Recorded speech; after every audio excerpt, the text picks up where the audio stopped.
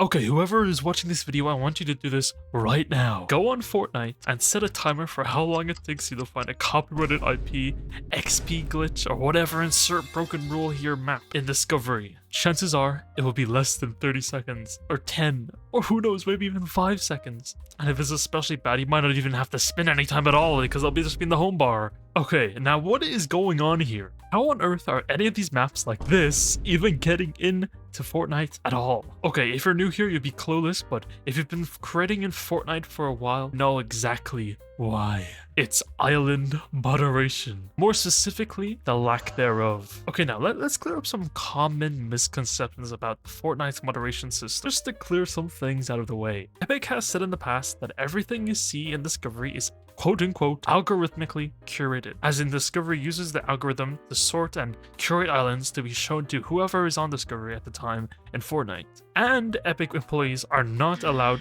to directly influence the system except for only the Epic's Picks category. Now, this does not mean islands are moderated by 100% AI, just curated into Discovery. So in reality, Discovery is mostly doing its job correctly, give or take, giving players the games that intrigue other players, that have high playtime, that also keep players coming back for more. Now, most people get confused over whenever island moderation is run by Epic themselves or it's AI doing all the work. In reality, it's both. Epic did come out and say that islands go through quote-unquote human moderation review, and I doubt they just lied to everyone. So who knows, maybe I'm wrong and Epic does use human reviewers. But they also never clarified on how much moderation is human or how much is auto-moderation. I actually did some investigative journalism myself, reaching out and asking FN Creates for the specifics, but take this however you will.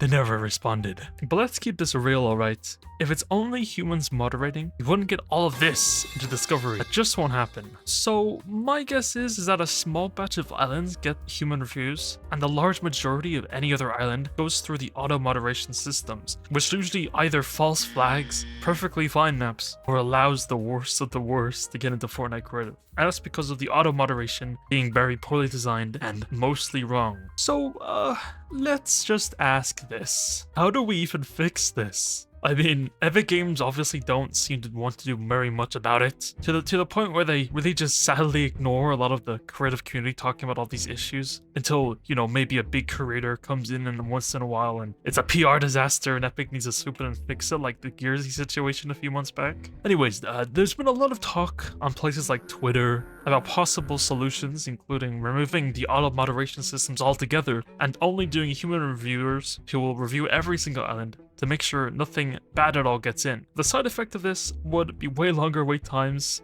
to get your island published, and so on and so forth. Another solution proposed would be to add some kind of creator loyalty or trust system, or even a verified creator system that gives more priority to creators in Discovery for those who don't break all the rules in the Fortnite creator rules. And maybe only on the first publish of island you need to wait a long time for perfect moderation, but any updates to the island will go through the auto moderation process because the creator is now, you know, verified and trusted, and maybe make the review process more clear. And as right now, even after you know, quote-unquote improvements, it hasn't really gotten better to be more clear at all since then. It's all just AI responsives that are auto-generated. These are just a few solutions that most likely could possibly fix all of these issues, and all of these will also help reduce the amount of spam you see on Discovery, like copyright infringement, XP glitches, AI-generated, etc. maps that you can find easily on Discovery right now. Because don't forget this, each spot in Discovery that a rule-breaking map takes up could have been a spot for a passionate creator who wants to push the user-generated content scene forward, who never got the chance, as they need to compete with shocking maps that you can make in 5 minutes that get hundreds if not thousands of players that could be given to actual passionate creators